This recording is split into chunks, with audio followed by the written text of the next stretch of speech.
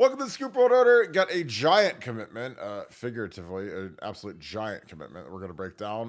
Who won week one of Spring Ball? We're going to get into all of that a little bit early today with UFC 299 kicking off at about 7-ish. So we wanted to get in here and get grinding along. As always, we appreciate you guys.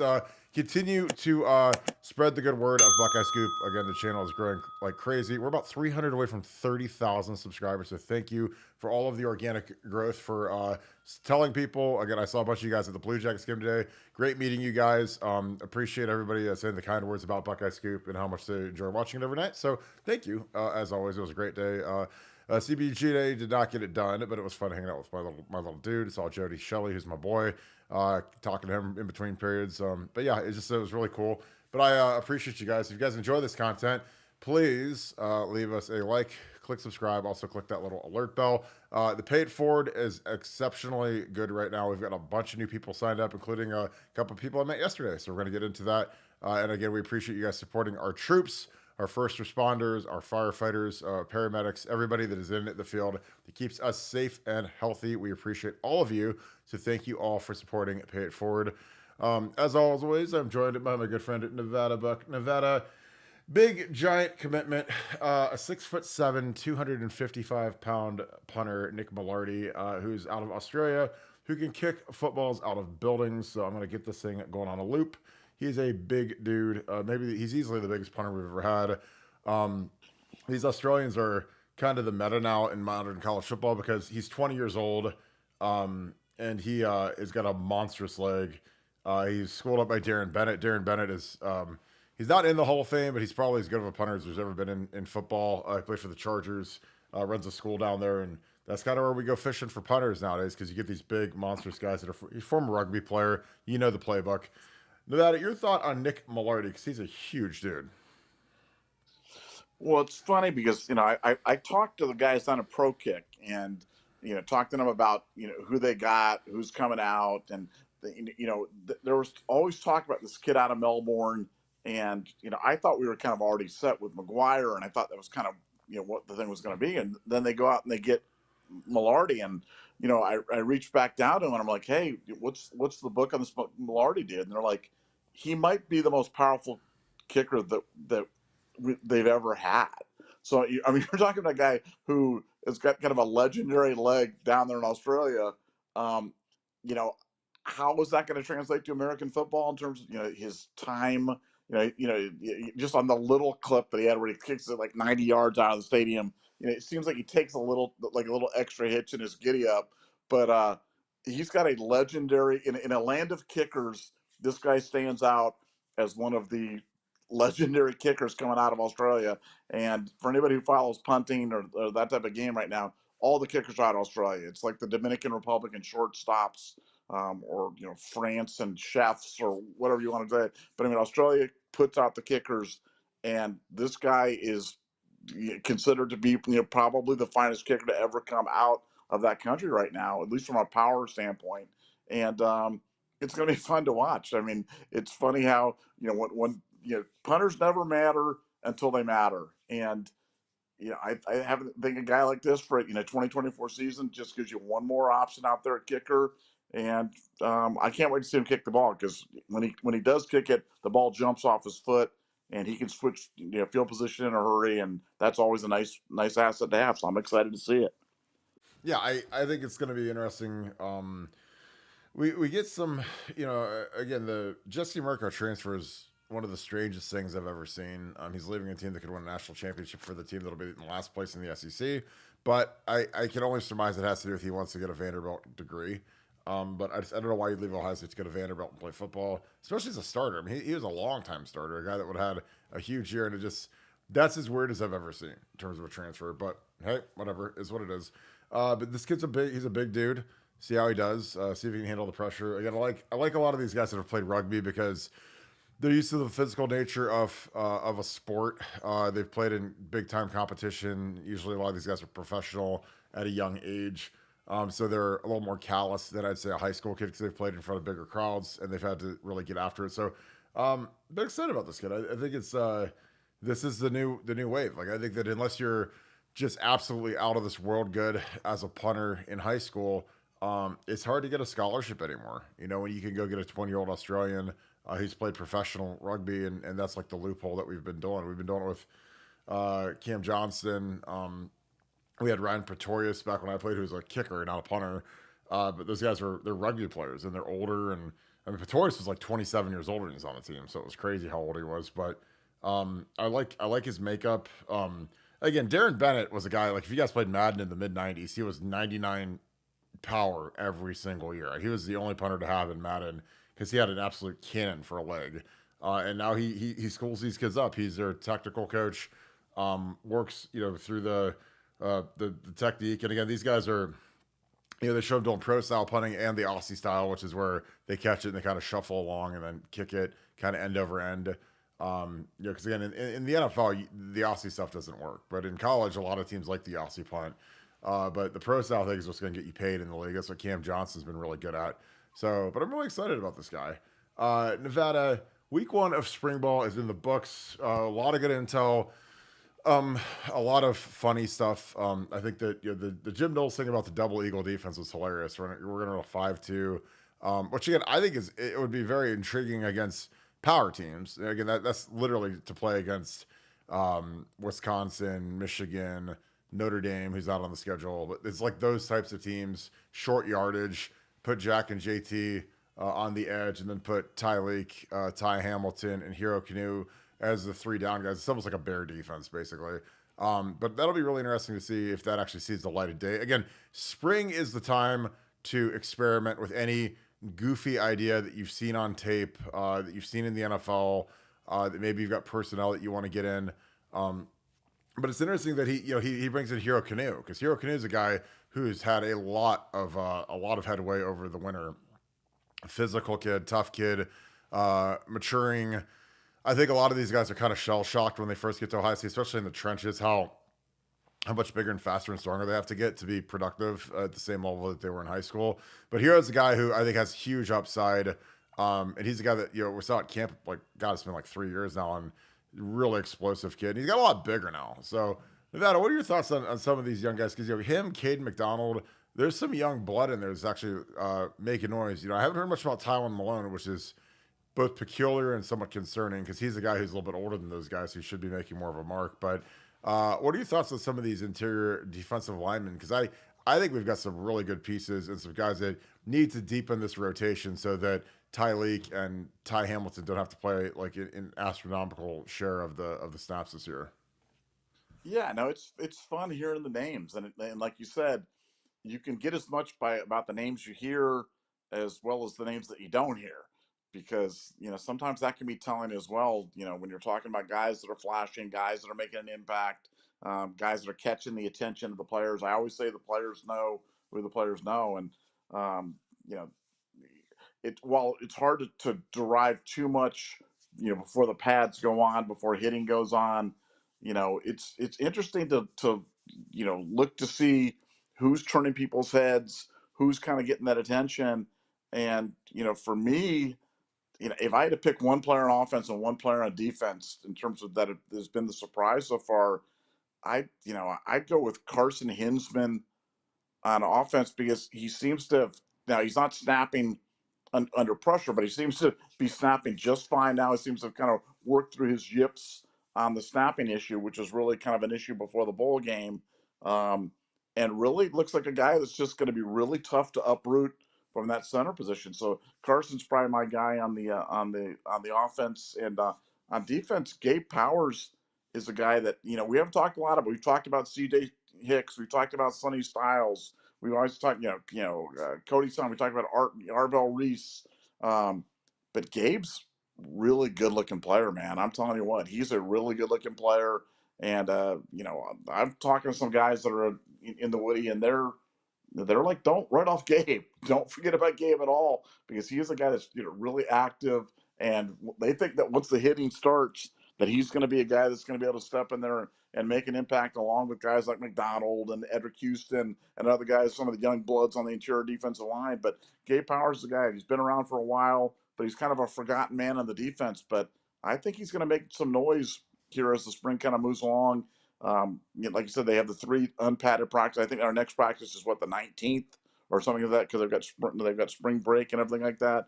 But Yep. Gabe Powers is a guy that when the pads go on and they start hitting and things start kind of coming back in earnest, that is the name that I'd be watching out for because I really think he's going to be a factor in this linebacker race.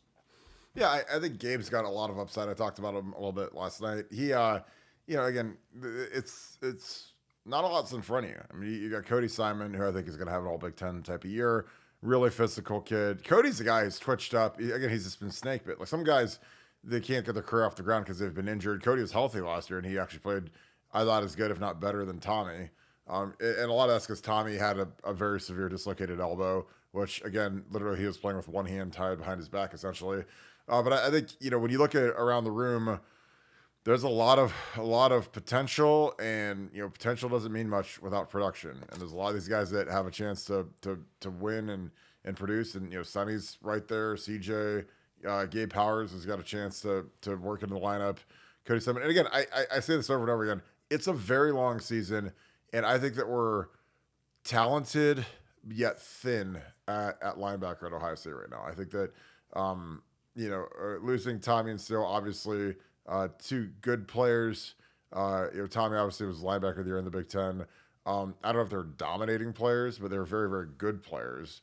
So it'll be interesting to see how CJ, the guy that I'm most interested in is CJ Hicks. CJ Hicks is a guy, obviously he has the pedigree, the 5-star, the athleticism. He's an absolute beast is what I've been told. And he's a guy that, it's hard to get as excited when you're kind of stuck behind somebody that you probably can't beat out Steele, and again, I don't know if that's a mental thing or mental lock, but when he played the Cotton Bowl, he wasn't great, but he's got a ton of ability. He's a beast, and this is on James Laurinaitis now to turn him up, get him going. It was interesting. Jim Knowles talked about being the good cop, bad cop, where Jim was the guy that was harder, and James was more of the guy that was trying to develop, and I see that be effective sometimes, but I think it really just comes down to developing. And when you have great players, you don't always have to just unmercilessly beat them down. Now, there's some kids you do. Like some kids you have to beat them down because they don't ever show up with any sort of energy, and they try to do it as easy as possible. So some of those guys you have to motivate. But at Ohio State, there's a decent number of kids that you don't have to motivate because they want to be great. They're there to be great. Like JJ Smith, like you don't have to motivate JJ Smith. Like he's there to work and be great. Ennis is the same way. Pat Elflein was like that. Muhort was like that. Noel, Lindsay, like guys I coach, like but I had some guys where I had to get on them because they were low motor guys, low energy guys. And it's interesting to see kind of who steps to the forefront. And again, I think like Hiro Kanu, I think is a high energy guy. I think he's a guy that is a weight room guy, a guy that Mick likes. So that all matters to me when you're projecting out how the season's going to go and who's going to get more playing time. Sonny Styles made Iron Buckeye. And again, we only had 3 of those. It was him, Fryer, and Davidson Igbinosun. So that tells me a ton about Sonny Styles because he's a guy who's obviously exceptionally gifted. As big as he is, as fast as he is, as explosive as he is. But the fact that he still puts in the work like he's not gifted is something that gives you a lot of excitement around Sonny. Sonny's still a young guy, man. He's only really like the age of like a true sophomore from a maturity standpoint. Obviously, he reclassified and came in a year early, but Sonny's got a lot on the line. I know that in the back of his head, he's thinking he wants to go to the league after this year, and he'd be very young for the league, around 20-ish years old. But, if he has a monster year, he could do it. I mean, he physically looks like an NFL linebacker already. Obviously, you see the guy, running around out there. He's massive. He's quick. I think he's in his right position now after wasting a year at safety where basically we didn't have enough guys back there to play. But I think that there's going to be a lot of interesting things going on once they put the pads on. Again, I think it's good to see what guys know their assignments and what guys know their playbook in this first week. But then they say nothing matters till we put the pads on, which I don't buy that at all. I think that these practices are really important to start off on the right foot before spring break. Nevada, who else are some guys that you want to see step up, and what are some other battles that you're seeing? Because again, the O-line is going to be crazy with the tackles. What do they do with Josh Fryer? Do you keep Josh Simmons at left tackle? Do you move him to right tackle? Is there someone who's better at left tackle? Because that's all being discussed right now. I know this sounds crazy because Josh Simmons started every game at left last year, but they're moving guys all over the place and trying to really find the right 5. And I think that there's good intentions behind that, but I think sometimes mixing these guys up too much kind of gives these guys, it kind of freezes these guys, and I don't really like when they have it going for the entire spring. But your thoughts on that? Yeah, well, I mean, look, there's all sorts of battles going on all over the field, and some of the ones that we don't really talk about. We talked about it a little bit. We touch on it a little bit, but like I want to know who they have back on the returns. I know they've been playing around with Trey Henderson back on kickoff returns, and I know people have mixed emotions about stuff like that. And we talked about Low Styles. We talked about a number of different guys back there, but I want to see what they do with that this year, because I think it's going to be all different with the way that they're handling special teams, which I think is really kind of interesting. And I think the kickoff returners, I think the field goal kicking, I mean, again, field goal kicking, never, we don't even care about Jaden Field until he misses a kick. And then we really care about who our field goal kicker is. And I just want to see, will our special teams take a step forward this year? And, special teams don't matter until they do. Special teams never cost you games until they cost you games. And as a Packer fan, I've lived through terrible special teams for years. And, one of my solaces was always Ohio State, because Ohio State always had superior special teams. They always had the best athletes and the best guys in terms of doing it. And I feel like our special teams haven't been very special the last few years. And, Tressel was the master at, believing in the importance of special teams as another unit that went along with the offense and defense. And I want to see if what Ryan Day is doing now with special teams, if this equates to better special team play, more impactful special team play, more consistent special team play. I mean, to me, that I really think that's. I know that sounds like a not a big story, but to me, I think it is a big story, especially in a 15, 16 game season where games are going to come down to 3 or 4 or 5 plays in the game. Can you make a big play on special teams? Can you keep the other team from making a big play on special teams? And I want to see how they handle it, and if it improves, because if it does, that's just another reason why the 2024 season is going to be special. But yeah, I can't wait to see it. Yeah, I could agree more about your special teams point. Again, my last game of my career, we lost to LSU in the championship game. The highest stakes in the world, playing a really good team that's probably physically better than we were, and we had just incredible mistakes, like incredibly. We have a punt, we have a field goal get blocked. We roughed the punter on 4th and 23. So again, right there, those are two cataclysmic mistakes in a game of that magnitude, of a national championship variety. Again, because you can bungle around on special teams, but we've seen in the last 3 years special teams cost us dearly. The fake punt against Michigan a couple years ago, where it was on and then it was off, and then the guy didn't get the signal. The Georgia game where we had 12 guys on the field for a fake punt. It's been a clown show, an absolute clown car. And again, that's why they fired Parker Fleming. They made James Laurinaitis the linebackers coach, because it was a disaster. And the craziest thing is we had a dedicated special teams coach that we extended, which was nuts. Again, they're the worst coach I've ever seen at Ohio State is Parker Fleming, but he's gone now, thank God. So, we got to get back to being great on special teams, because again, you can screw around when you're playing teams that you're just way better than. But we're going to run into a lot of teams that are equal talent when you get to those playoffs, especially now that they've recalibrated the Big Ten championship game. You're going to go see Oregon. You're going to go see Michigan. You're going to go see a really good team. You're not going to get Purdue anymore, Northwestern, Iowa. We had all these from Michigan State when it was the leaders and legends. Like, that's all different now. So special teams are going to be what wins the championship. And again, I know it's a cliche, but it's just so true, because I've seen it kill us, and I've seen it really carry us. Albie OHIO, thank you for being a Scoop Ultra member, and thank you for the 5. How fast do we expect JJ's 40 time to be? Well, he's been clocked 4.4 for sure. He's a hurdler. He's a monster. I talked to his trainer. Obviously, I know Brett Getz from South Florida Express really well. He told me he's a 4.4 guy, and Brett doesn't lie. Brett's coached. He coached Hollywood Brown and guys that are 4.3, 4.4 guys, and he knows what they look like. JJ's, he coached Amari Cooper, guys that could fly. The kid from Boston College who went to the Ravens, Zay Flowers, that was a 4.3 guy. I mean, he's coached some guys that can absolutely float out there, and he says JJ's a 4.4 guy. So when he says that, I believe it. Again, because he's not some guy who's just some fanboy who's never been around speed before. So I think it'll be around 4.4. Nevada, do you concur again? How fast do you expect JJ's 40 time to be?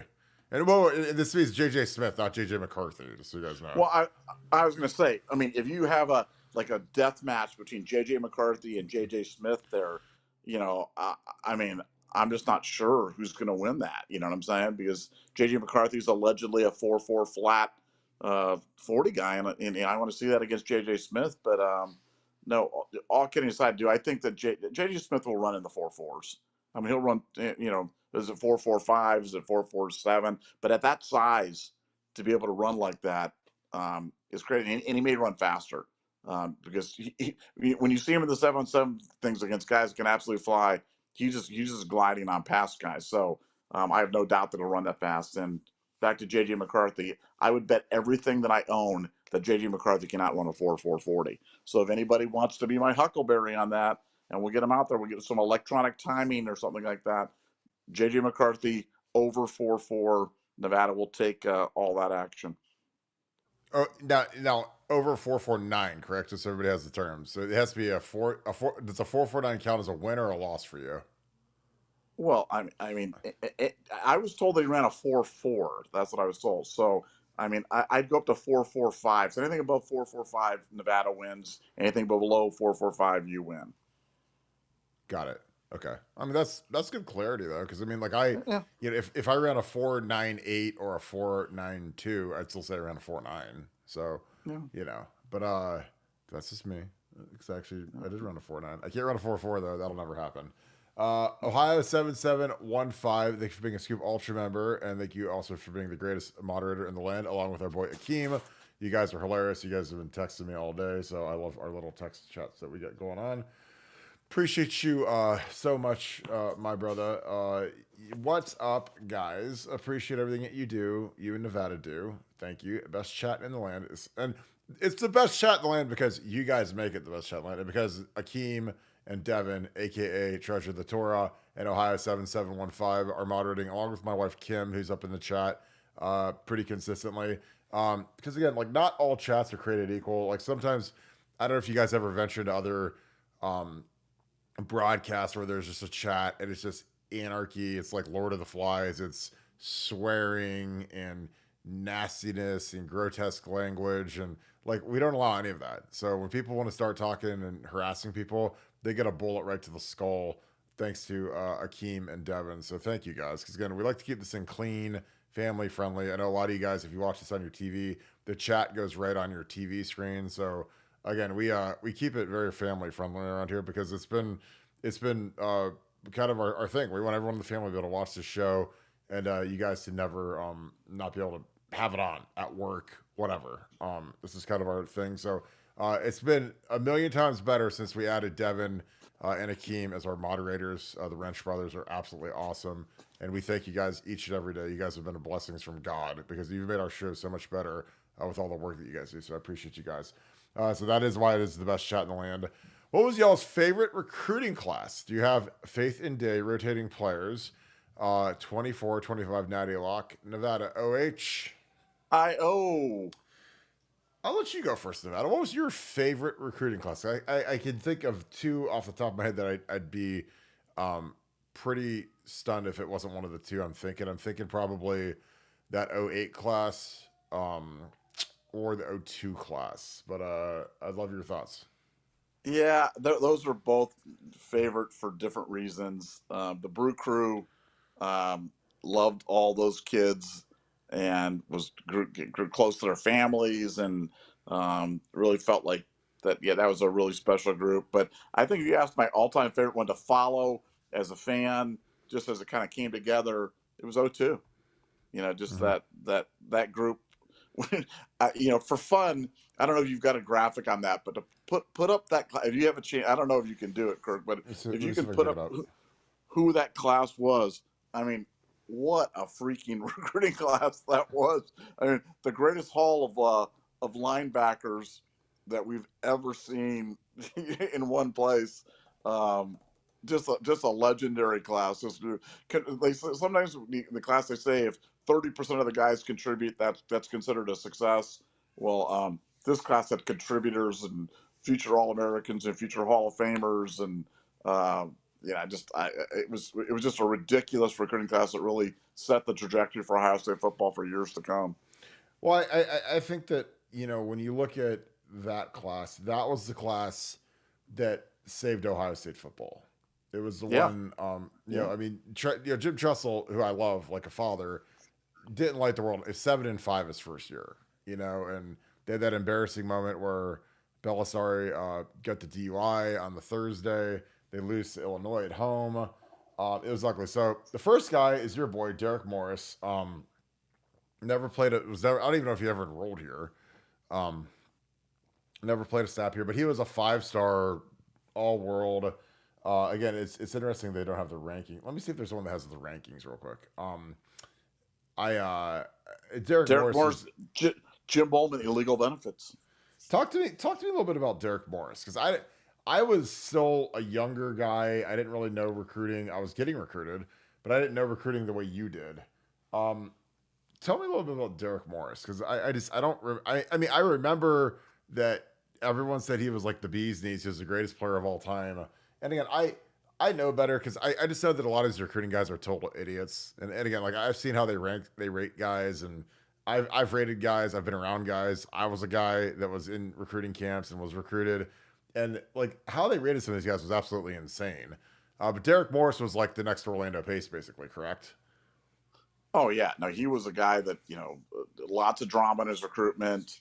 Was definitely going to be the next big thing. Can't miss, guaranteed, and probably the kid that, in my opinion, um, when we talk about, like, when I always talk about how Ohio State's not good at the illegal benefits thing, Derek Morris is always the guy that I think about, because the ham-handed way that Ohio State went about trying to get him illegal benefits back then. You can read it; it's all Googleable. You can just Google Derek Morris Ohio State illegal benefits. Like, it was in an NCAA report, but it was bad. I mean, it was bad. It was like going to the bank to get him a loan, and everything about it was bad.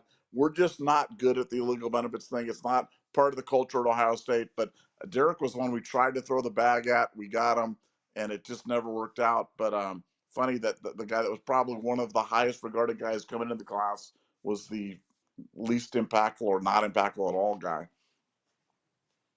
Yeah, I think it's really interesting because you know, you look at some of the top guys. I mean, Mike DeAndre is the highest rated guy in the class, 5 stars, obviously.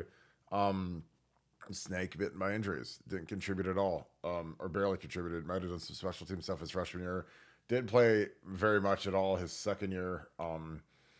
Again, like my first day of pads, we did a drill called Hoot and Holler. Hoot and Holler was like the big toughness drill, like an Oklahoma drill, where you have three guys, you have three offensive linemen and three defensive linemen, and then you have a running back and you have a safety or a linebacker or whatever.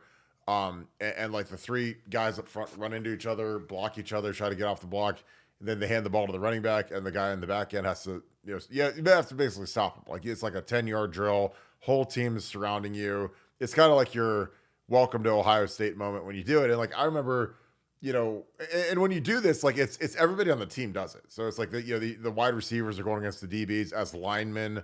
I was going against. I remember I was like the center. The center doesn't actually snap the ball. And I was like the middle guy, and they put me against Mike DeAndre, and I was only 280.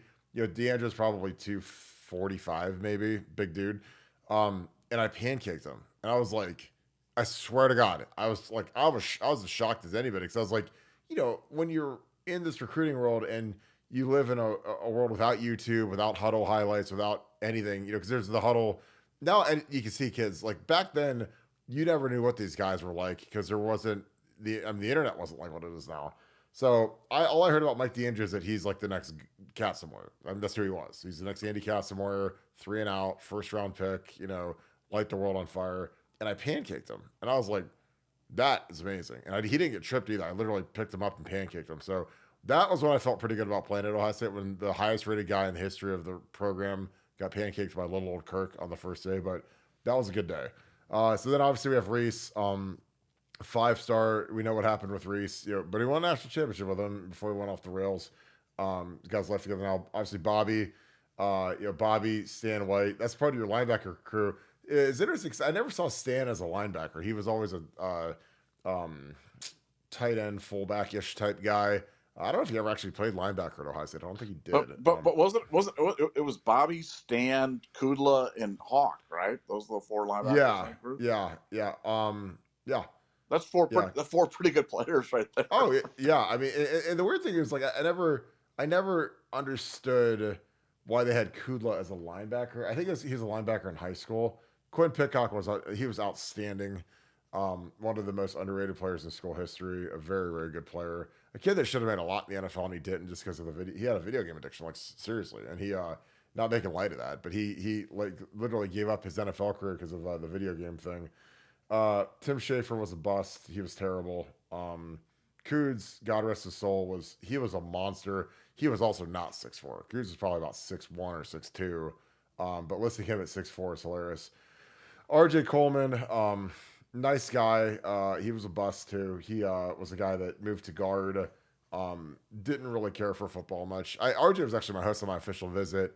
Nice guy, but I mean, he didn't work hard, and he didn't have much of a career, and he had a neck injury and was eventually put on medical. But he was the guy that was rated, I think, like a top 3 tight end in the nation, and he basically ate his way out of playing tight end his first quarter. He went from 260 to about 290, and I really thought RJ was going to be good just because of his athleticism, but he just didn't work very hard. Troy, obviously, stellar career, Heisman Trophy winner, monster.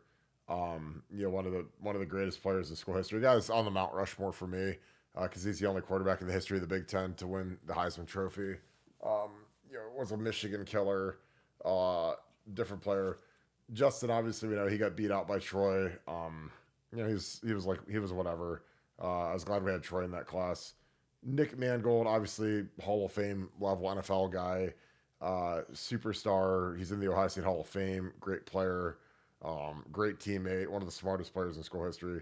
Doug Dadish is a guy. Tree in the Grove. Nick Mangold, Tree in the Grove. He does have a tree in the Grove. In the funniest exchange of my life, the fact that Nick Mangold did not know that he had a tree in the Grove until I told him he had a tree in the Grove, because he never made All-American, or somebody like looked up that he made some obscure writers team All-American. But I swear to Christ, Nick Mangold did not know that he ever made All-American, because Nick Mangold didn't make All Big Ten, because Minnesota had a kid named Greg Esslinger who was like the belle of the ball for the media and coaches. And he made first team All Big Ten, and he wasn't anywhere near as good as Nick was. But that was back when Minnesota had Lawrence Maroney, and Marion Barber, and they'd run for about 8,000 yards every year in Glenn Mason's attack. And so Esslinger was kind of the guy that kind of rode that wave and took a lot of awards from Nick, frankly, that Nick should have won. But Nick went in the first round. Esslinger went, I think, in like the 6th round. So Nick had a much better career. Obviously, he was a fantastic player. Doug Dadish, really good player, had a nice career. Didn't last about a year or two in the NFL. Drafted in, I think, the 5th round, maybe. Rob Sims, obviously, really nice career. 7-8 years in the league. He was my teammate in Detroit. I actually lived with Rob when I was in Detroit. One of the greatest guys you could ever meet. EJ Underwood's a guy that should have been a lot better than he was. Again, off the field issues, kind of lazy. Had just insane talent, and really should have been much better. Nate Sally is one of the greatest human beings you could ever meet. It was a really good player, had a nice NFL career, but yeah, just ultra productive. Roy Hall, okay player, not great. Got drafted because he ran like a 4.4 at Pro Day and looked like a Greek god, but not a good player at Ohio State. But just whatever. AJ Hawk, obviously, one of the greatest players in school history. Again, just an elite player, elite leader, elite person.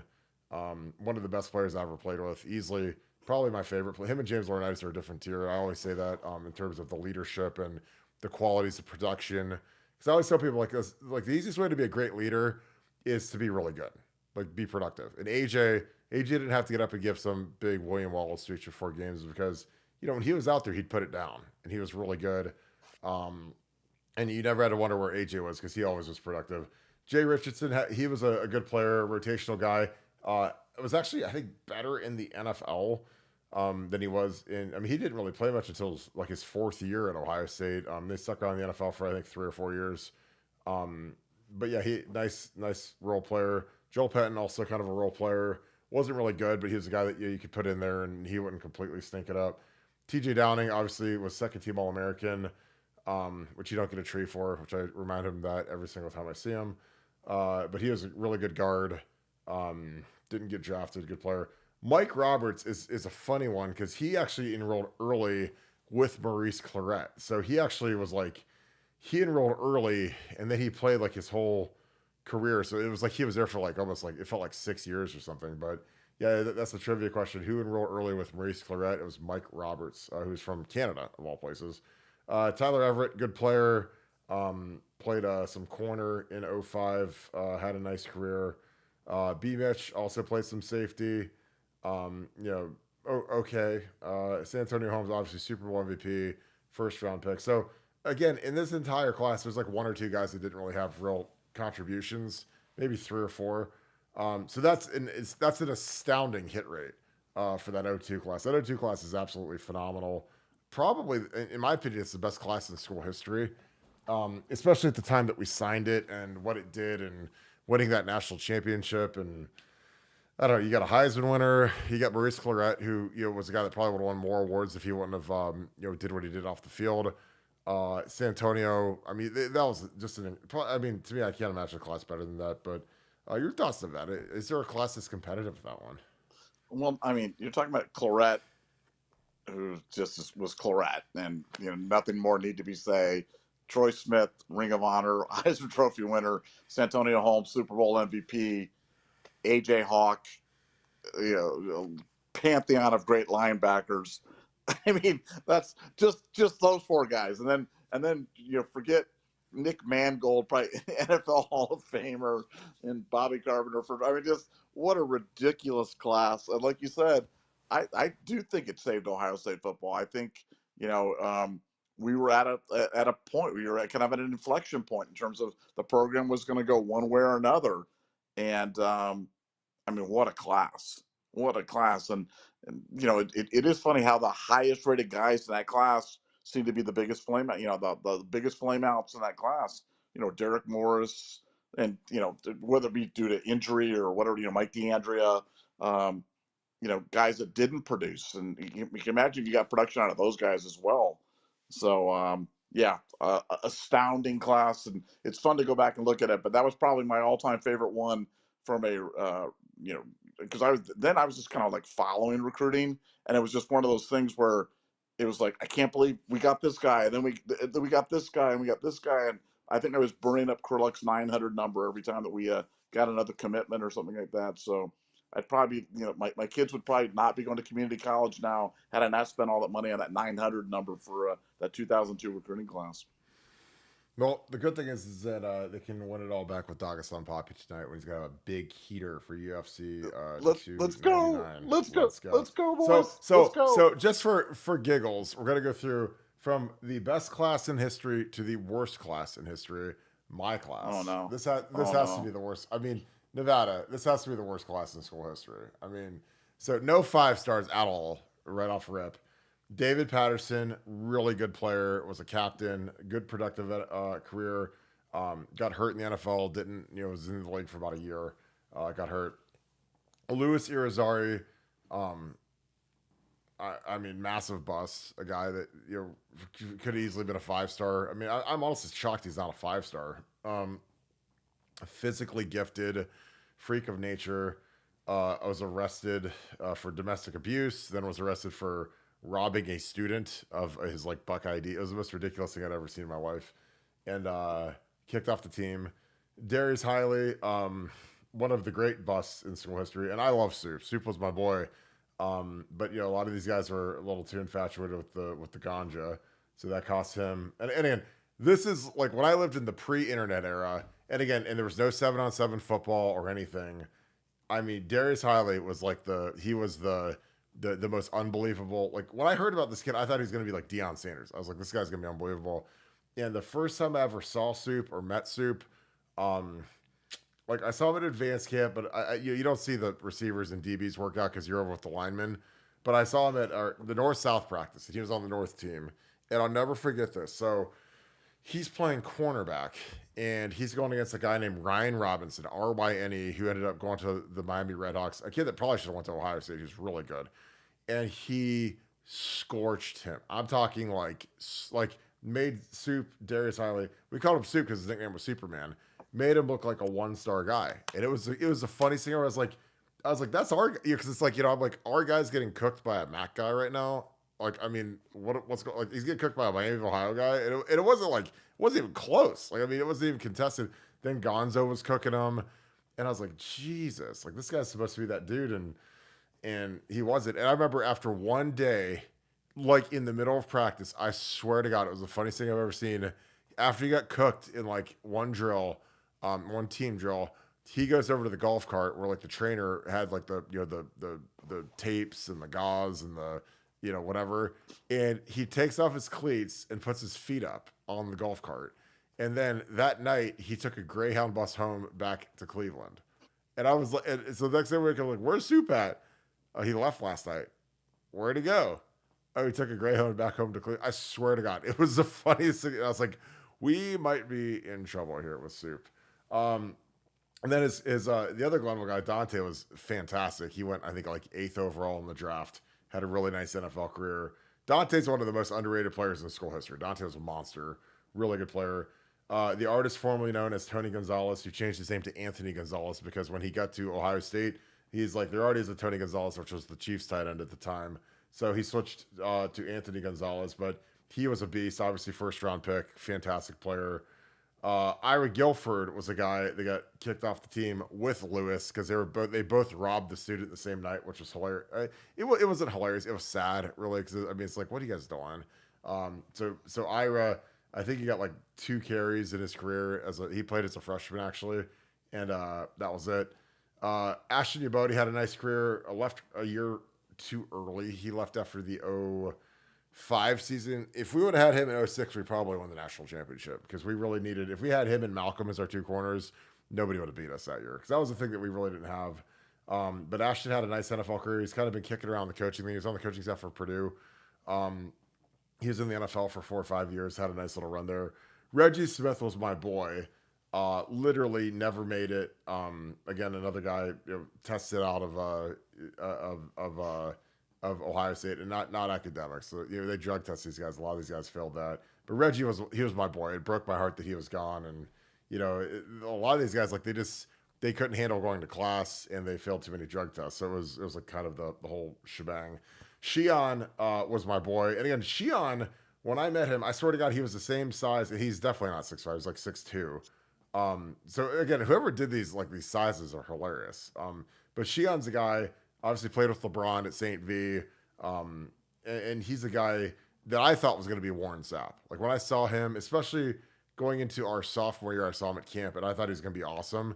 And I remember I went against him in senior advance camp, which senior advance camp back in the day was something, it was the greatest thing ever for Ohio State coaches because it was invite only.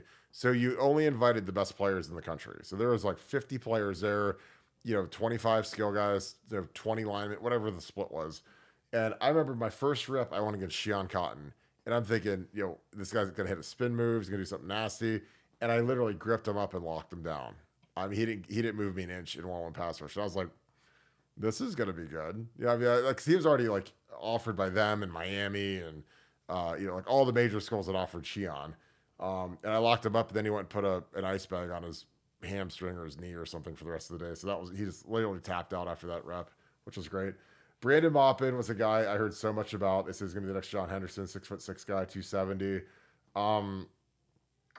God, Mop had a rough start, man. He did something. He had probably the most embarrassing start I've ever seen at Ohio State. Not going to get into it, but it was really bad, and he never really recovered from it. Another guy that flunked out. But again, like the recruiting guys thought that this guy was God, and he wasn't. Marcel was the guy. Marcel's the most talented guy that probably most of you guys don't remember, but he could do anything. Like he put him on the basketball court. He's one of the top 3 guys. Put him, we did like a softball home run derby, like in the morning for conditioning one day. We'd like run a mile, hit a home run. It was kind of like a pentathlon or something where you had to do all these different things. And Marcel hit the ball about 1,000 feet because he was just a monster. And he failed a drug test right before the '06 season. I'll never forget it. We were getting ready to go, and he was kicked off the team and sent to Jackson State. And Marcel would have been our starting tight end. So super athlete, just couldn't keep it together. Todd had a nice run in '07, was all Big Ten. He was an original gray shirt, so he could get away from Zwick and from Todd, separate by a year. Obviously, me, you guys know all about me. Kurt Lukens, Devin Jordan, neither of them played much. Kurt, injuries and just really couldn't find a position, so he was kind of a bust. And Devin, never played a snap at Ohio State, not a single one. So also a bust. So, but yeah, you look at the production from the '02 class, and then you look at my class, and Lewis Holmes, never. I don't even know why he's on here. He's actually a 2-star, which is funny. But Lewis Bigfoot Holmes was on here, which is hilarious. And we had a bunch of guys flip. We had Stanley McClover flip on signing day, and we were not good at closing back in the old Tressel days because Auburn and some of these guys would come flying in at the last minute and flip guys. And this was the year where we lost Prescott Burgess to Michigan. We lost Crable to Michigan. So there were some pretty good guys in Ohio that ended up going elsewhere. So Nevada, your thoughts on, in my opinion, the worst class in Ohio State history? Well, it's funny we talk about the 2002 class being the class that saved Ohio State, and the '03 class is like the class that almost killed Ohio State. I think it almost single-handedly brought the program to its knees. You know what I'm saying? So you literally only had like 3 guys out of that entire list that were productive, and everybody else just didn't do anything. So that's an incredibly low hit rate. But yeah, back to back from best to worst. And all kidding aside, when you can put great classes back to back to back, that's when you build kind of dynastic type of power. And that's what Ohio State's doing right now. They're kind of layering in. But back then, one great class, and then, '03 was like an all-time stinker. That was bad. Oof. You saved it from being like the worst class. Thank you, Burke. Well, the funny thing about that class is it was either like a home run or a strikeout. It was like Dante Whitner went 8th overall. Ashton was a 3-and-out corner that went 3rd. Gonzo went 1st round. Me and David Patterson were kind of just whatever. David was a 4-year guy captain. I was an All-American draft pick. But and then but then the bottoming out is guys literally didn't contribute at all. Absolute total busts. Guys that set the program back. So yeah. I'm going to do another. We got a couple super chats I'm going to go through these for, but that was actually really good exercise. When does the spring, I'm going to put Greg up. Greg, if you make a Scoop Ultra member, thank you for the deuce as well. When does the spring transfer window start? Well, let's look it up right now. I believe it's a week after the spring games are over, which is April 13th. But I do not know, but let me see if I can look that up real quick. It looks like it's Saturday, April 15th. So exactly what I said. That's when the spring game, I believe, is. It's probably April 13th this year. I think that's from last year. No. It says it's April 13th, 14th. So yeah, it's mid-April, so it's going to be somewhere around there. So it'll be wild. I'm telling you, there's a lot of kids that are going to be upset with their roles, and they don't want to wait it out. They want to go find greener pastures. So that portal window is always going to be exciting to check out and see. Nevada, your thoughts on the portal? Because again, I think that, if you're Ryan Day, you're Mark Pantoni, you're the NIL groups, what are you shopping for in the portal? Because you can never stop shopping, and you always have to kind of project guys that might be on their way out. There's always going to have to be more depth building. What are some positions that you might potentially be shopping for? Well, right tackle's the obvious one. Maybe if there was some stud linebacker that kind of came out of anywhere. But, I have kind of a different opinion on the portal. I've always been, the portal guys should be just high impact, can't miss type of players for you. And that's why, I cringe a little bit when you get a Taiwan Malone or you get a, can't believe I'm forgetting his name already. The offensive lineman that we got last year from like Louisiana, Oh, something something. Victor Cutler. Victor Cutler. Cutler. Oh. Like I just think those are unacceptable misses. You just can't do that with portal guys. Portal guys, you've already seen what they can do. You've already seen what they can do at the college level. Um, portal guys, you should be hitting at 100% on. You shouldn't be guessing on portal guys. So I think for Ohio State, the portal's only going to be good news because anybody that we lose in the second portal thing is going to be somebody who was really a depth piece or somebody who wasn't part of the immediate future for Ohio State. And that's just going to free up another spot for you to go out and be a buyer, whether that be in the high school harvesting or on the collegiate level in the portal. So I think the portal can only be good news for us because we can only improve ourselves with players that can help us. And you're only going to get rid of guys that are probably depth guys at best anyway. So I'm looking forward to the portal season, and it'll be fun to see what we can pull out because Ohio State's been on fire so far this offseason. No reason to believe it won't continue into the second portal season. I totally agree. And I think that something that's interesting is, Josh Simmons, Jimmy Simmons, whatever you want to call him, who played left tackle for us, is a really good player. Played right tackle at San Diego State. They're moving him around a little bit. I think they're moving him around to right tackle. I know they are the first couple of practices, and I think it's because they want to get looks at George Fitzpatrick at left tackle with the first team. But I also think it could be because they might be shopping for a left tackle in the portal. Because again, if there's some stalwart left tackle that hits the portal for whatever reason, maybe doesn't like the new line coach, maybe whatever, I think having Josh Simmons' flexibility where he's played right tackle before and could come back over again if you do get a fantastic left tackle, something that's interesting.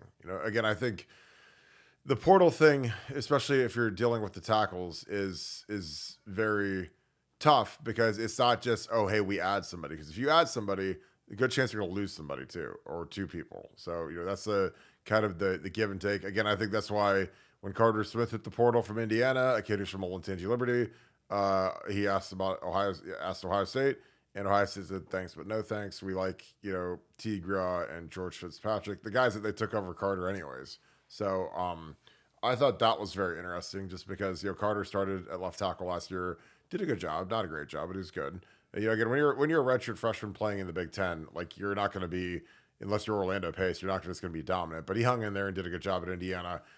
Decided to stay at Indiana because he got a monstrous NIL deal from them, which was, again, why it's almost comical to me because, again, I always am like, why doesn't everybody just enter the portal every single time and see what kind of deal they can drum up? Because, if you're, some of these guys, why would you not just hit the portal? Again, it's like the people that yell at DirecTV and then DirecTV gives them free Sunday ticket and cuts $200 off their bill every month or whatever. It just seems to be like if you are the squeaky wheel, you might get a little bit of grease in the form of NIL cash. Jeremy Moreland, thank you for the 10. And thank you for being a Scoop Ultra member as well. Had no idea there were 3 4 stars. Figured there were all 5s. And didn't have the tech to know then. Super stoked for 24-25 of Devin says, Natty all the way. Yeah, I mean, it's always interesting to go back and look at rankings because, with time, everybody forgets stuff. Everybody forgets, who we landed and who was good and who wasn't good and who was supposed to be good that didn't turn out to be good, or who wasn't supposed to be good that turned out to be fantastic. And that's why it's kind of a fun little exercise to go through this because we don't, I don't remember all of it. I mean, I remember my classes because there were guys in my class that were rated as 4 stars and all world. And I remember when I showed up to Ohio State, I mean, a lot of those guys sucked. And I was like, that guy's supposed to be a 4. Like, that guy was rated like 100 spots higher than I was. I'm like, in what universe would he be better than me at anything? And he wasn't. Because again, the cool thing about football, especially in recruiting, is once you get to the Woody Hayes, it doesn't matter if you have 5 stars, 3 stars, 2 parents, no parents, from the richest family in the world, the poorest family in the world, none of it matters. You get the same workout gear, and then it's time to go ball and see who's really got it. Because Daddy can't save you, Steve Whitfong can't save you, your 7-on-7 coach can't save you, your high school coach can't save you. Because once you're out there, it's go time. And again, that was my whole mentality. It's like, man, I can't wait to compete against these guys because I was like, a lot of these guys suck. And the thing about me is like, I was maniacal about making sure that I was in shape for my first training camp. A lot of those guys weren't. A lot of those that showed up, man, they didn't run all summer. And the first day of training camp in 2003, imagine being me and you go to Ohio State camp and your first day of camp, I mean, you're reporting with the reigning national champions that have like 20 starters back. So, I mean, it's literally like a team that's projected to win the national championship. So, I mean, this isn't like you're at some podunk school. I mean, Krenzel's there and Will Smith and Tim Anderson and all these guys. And we had to run a conditioning test, 20 half gassers. Do you think Jim Bowman, and I love Jim Bowman, like, do you think he ever told me that I had to run a conditioning test? No. So I showed up to this test and I was like, what's this?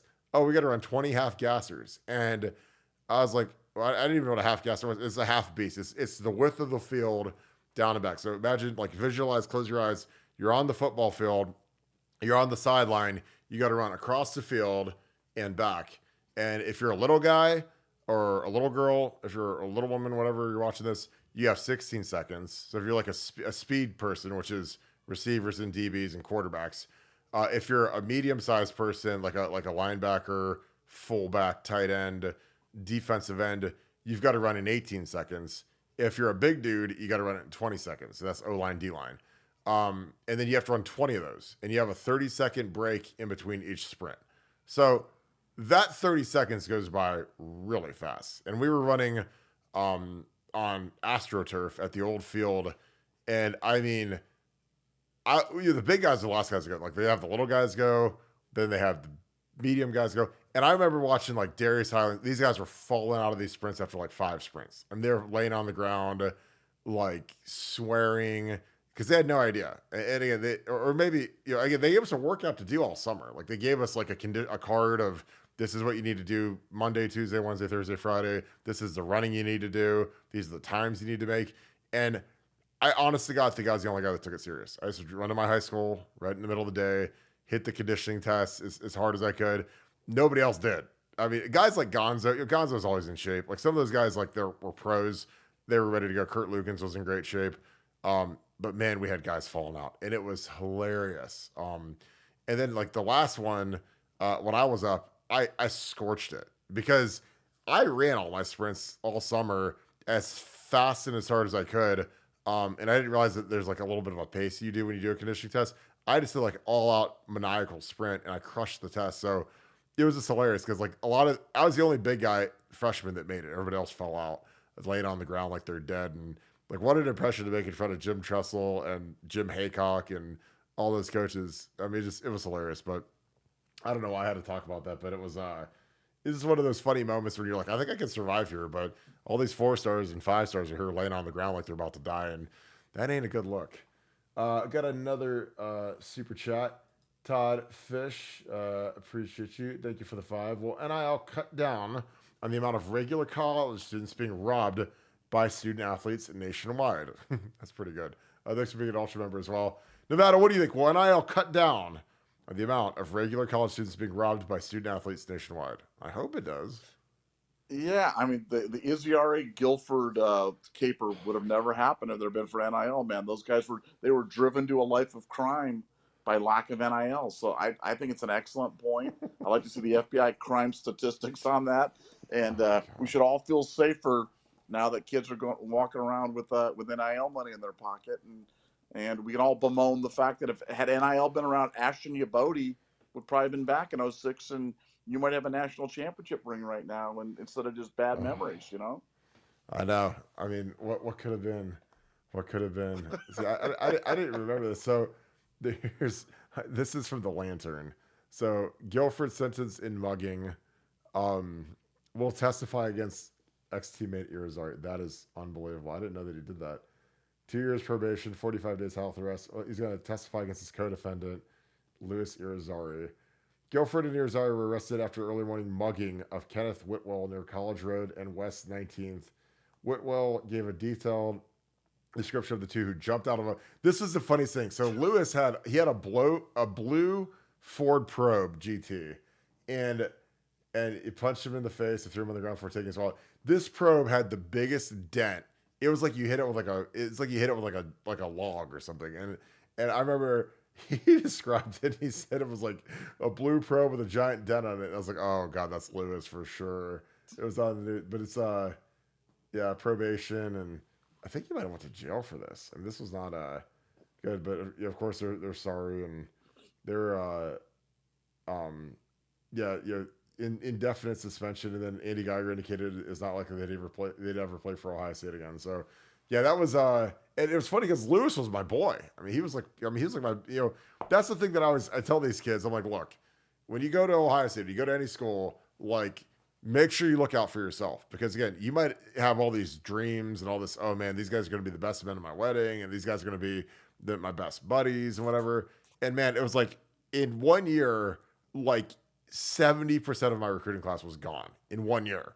So I was like, Jesus, it's like all my best friends are gone because they all got kicked out or smoked out or they didn't go to class or whatever. So, like that's why I was telling guys, I'm like, look, when you're getting recruited, if you're getting recruited by Ohio State or Miami or Florida State or Clemson or whoever, go to the school that you want to go to the most, because coaches leave, players leave, everything can change. So if you don't like the school, you're kind of crazy. But this is just my opinion. Because again, I was super honest when I was talking to these kids when I was recruiting. I was like, make sure you like Ohio State. Don't just like,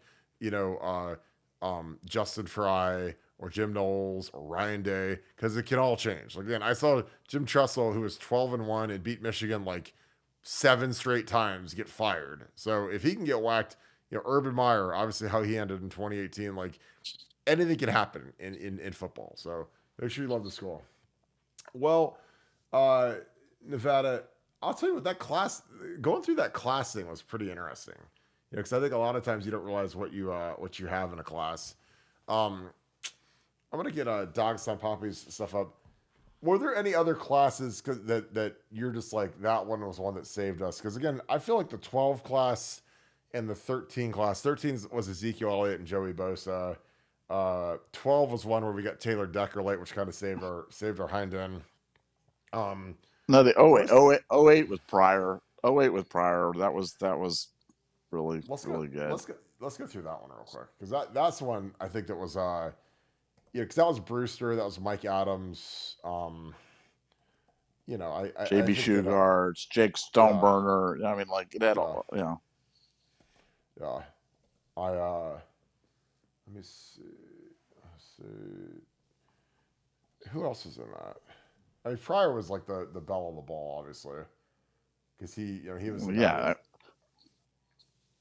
I mean, he might have been the most hype recruit to ever come to Ohio State. That's the biggest recruitment story that I can ever remember, and I've been following this for a really long time. And there might have been ones that are as big, but none bigger than Terrell Pryor. Yeah, I don't. He might have been the biggest recruit of all time.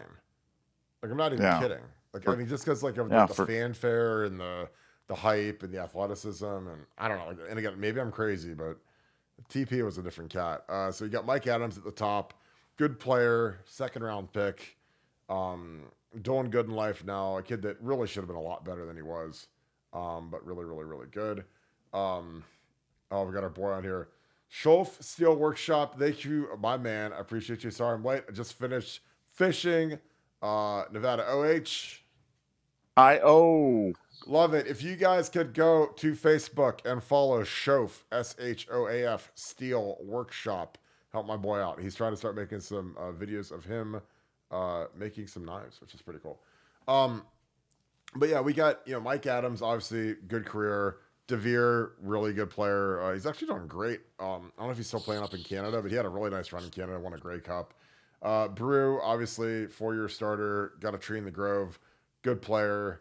3-4 years in the NFL. He's doing good. He's actually coaching with Eddie George now at Middle Tennessee State, I believe. It's or Tennessee State, whatever one that is. Terrell obviously was a guy that was a supernova of a quarterback, absolute monster, great player. Jake Stoneburner was an okay player at Ohio State, bounced around the NFL a little bit.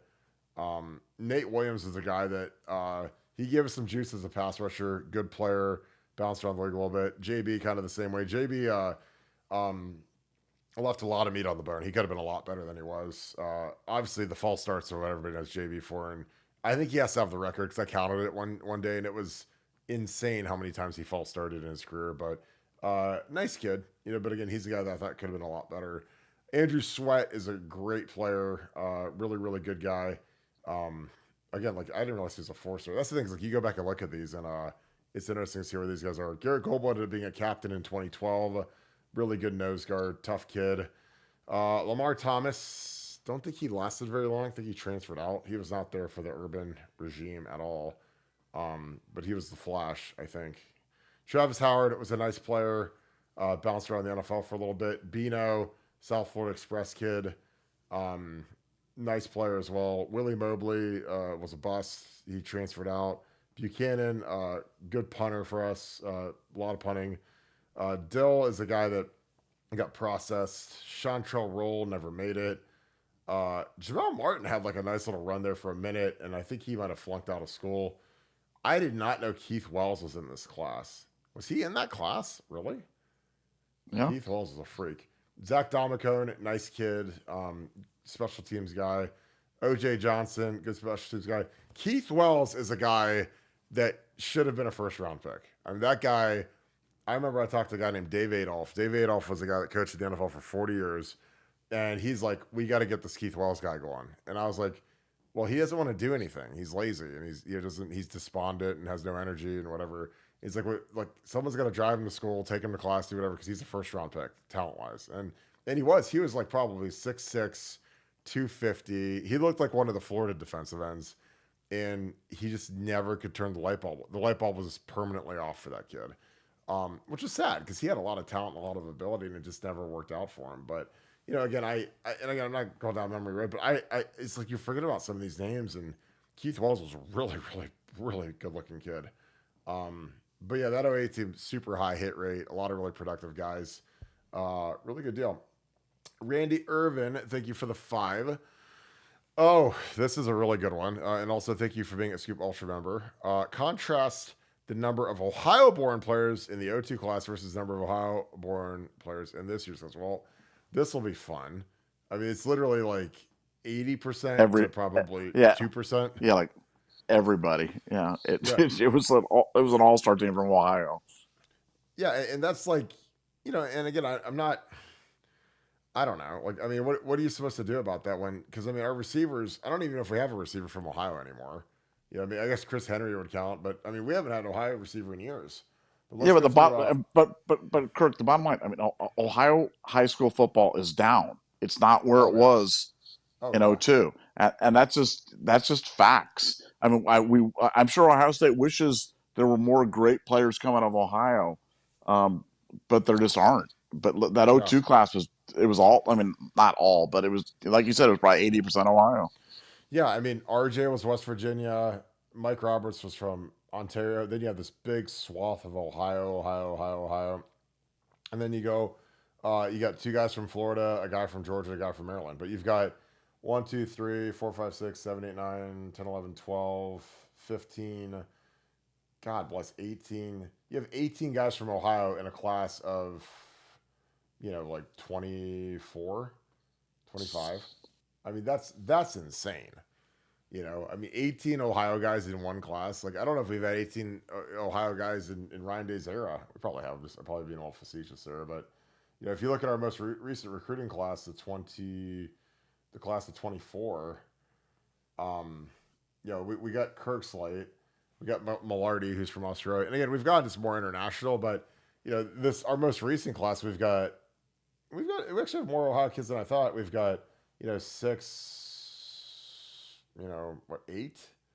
8 of the guys out of the 25 or so are from Ohio, where previously it was like 17 or 18. So yeah, times have changed. But I mean, when you got to go out and get JJ Smith and Edric Houston and Aaron Nolan and Ian Moore, and then and this doesn't even count Julian Sayin, so I mean, it's just, the game is it's moved south. And again, I think that it's a big issue with skill development in the state of Ohio because we don't have 7-on-7 football. We don't have spring football.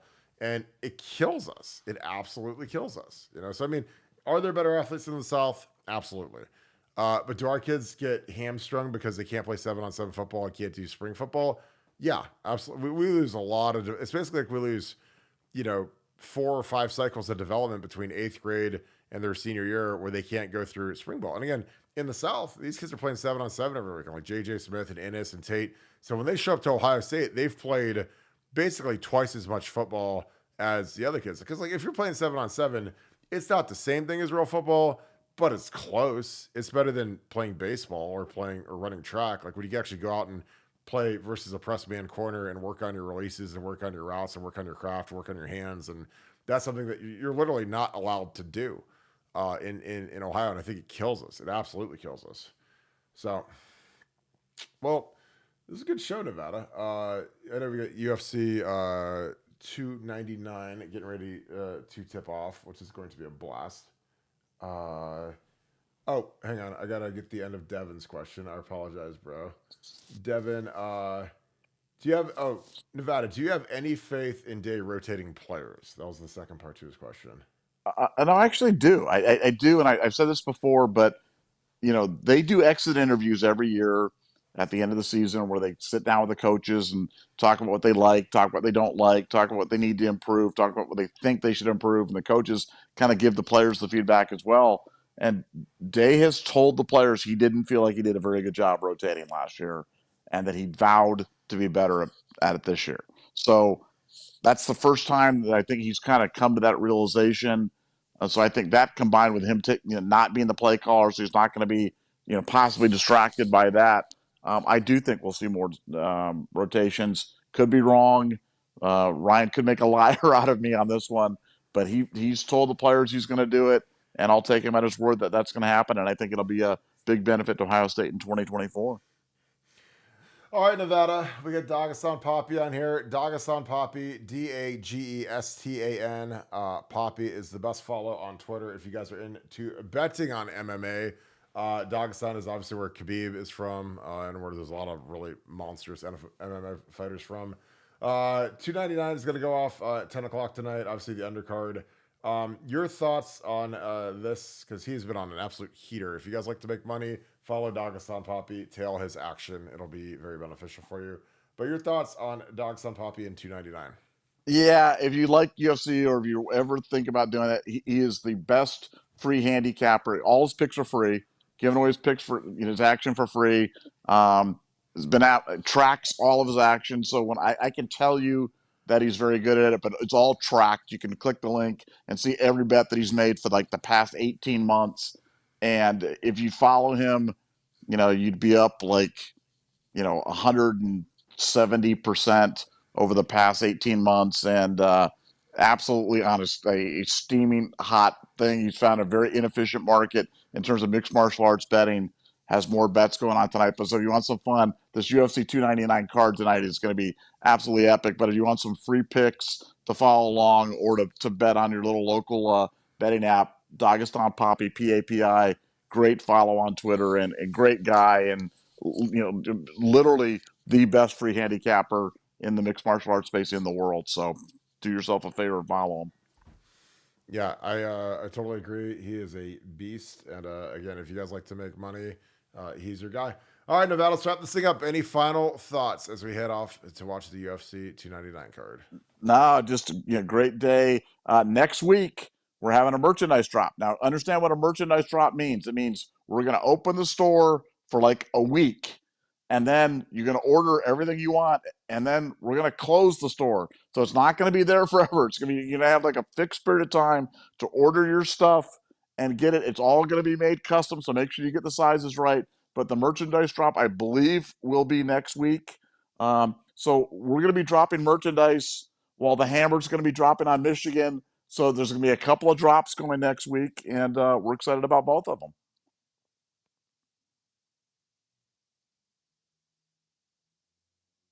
You're muted, Mr. Barton.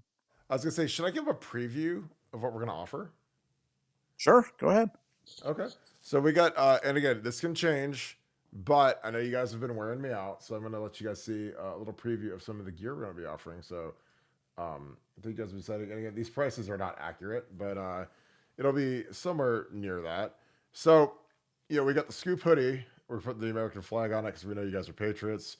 Oh, I can't believe you're showing my. I can't believe you're showing my face. Take my face off that immediately, man.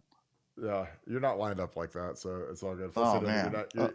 not. This guy isn't into the Oreo milkshakes. So we got the scoop fleece pullover hoodie with the American flag because we are patriotic around here and we love our country. We've got the Nike Legend massive tee, which on the back neck will say Buckeye Scoop. Because again, we love using the word massive and it drives people crazy. So it's like, hey, put on a t-shirt. That'll be my new favorite t-shirt. I'm going to wear it everywhere. I can't wait. We got the Urban Meyer quarter zip, which is going to be absolute fire. I know you guys have been ready to kill me trying to get one of those. Urban wore it on the Big Ten Network, but we're going to offer that. We've got the Nike hat that we have been rocking. You've been seeing it all over our Instagram feed. We've been showing it off a little bit. Super excited about that. Got a black quarter zip as well. Obviously, you know me. I have the same fashion sense as Johnny Cash and The Undertaker. So I wear black basically every day. We have a racer neck hoodie for the females. It's really going to be cool to wear to the gym. It'll be really nice material. I've sent some samples. I wanted something that, like, you guys, you know, all you girls that want to go out and run around, you know, run laps. I'm thinking about you, Doreen, and some of you guys. It'll be a really good looking tank top. Wear to the pool, whatever. And of course, the black flag, because these are going to be going around to Buffalo Wild Wings all over the place, 3x5, the standard size of a flag. So, you know, you can fly this at your tailgate, you can hang it on your boat, take it to Marco Island, you can hang it down in Southern Ohio. It's going to be awesome. And you're going to see these things all over Columbus really soon because all the Buffalo Wild Wings are going to be having Buckeye Scoop flags put up. That was part of the deal. They want flags. We're going to give them flags. So, in the comments, let me know what you think of it. Nevada, are you excited about the gear drop? I am excited about it. I can't wait for the store to open. Let's get it open. Let's go. Yeah, it's going to be awesome. So, appreciate you guys as always. I hope you guys are having a great weekend. We'll be back probably about 7 tomorrow. I'll let you guys know. But again, I hope you guys are having a great weekend. I had a blast at the CBJ game. It was great meeting some of you guys today. Thank you for stopping and saying hello. Took a couple selfies. It was a blast meeting everybody. As always, I always love to get some in-person feedback on the show, what they like, what they don't like, and just try to make it as good as I can possibly make it. Because again, it is a big show because you guys make it one each and every time, and I'm very thankful for all of you guys for kicking it for a little bit on Saturday before we go watch a great UFC card. With that being said, if you guys enjoy this content, please leave us a like, click subscribe, also click the little alert bell. You want to alert every time we go live, and we'll be ready to rock. Send this to your friends, your family, any Ohio State fans that you know that love great content. Should be on our podcast, watching it live with us. The more the merrier. And again, you guys make it awesome inside the chat. Again, if you guys love Buckeye Scoop, you should join our website, buckeyescoop.com. That is the mothership. That is where we spend 90% of our day. And it is absolutely awesome. I'm going to jump on there. We have a UFC feed going, a live kind of game thread type deal. We have basketball game threads, obviously football game threads.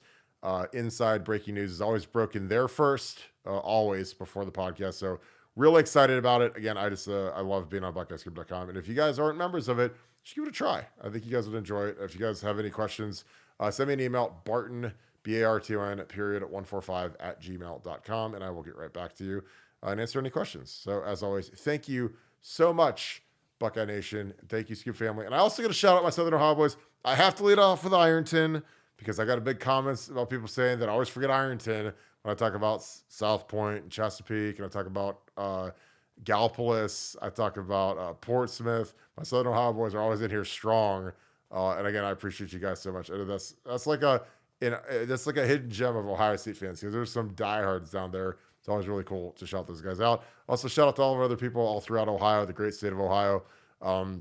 Shout out to our people down in Florida, Texas, Georgia, California, Arizona. Appreciate you guys watching, and all over the world, because you guys are literally watching from everywhere. So that's why I love to say, shout out where you guys are watching from, because it's always amazing to me where I see where you guys are watching from. That being said, thank you so much, Buckeye Nation. Thank you, Scoop family. I'll talk to you guys tomorrow. Have a great night. Enjoy that UFC card. It's about to be a banger. Go Bucks.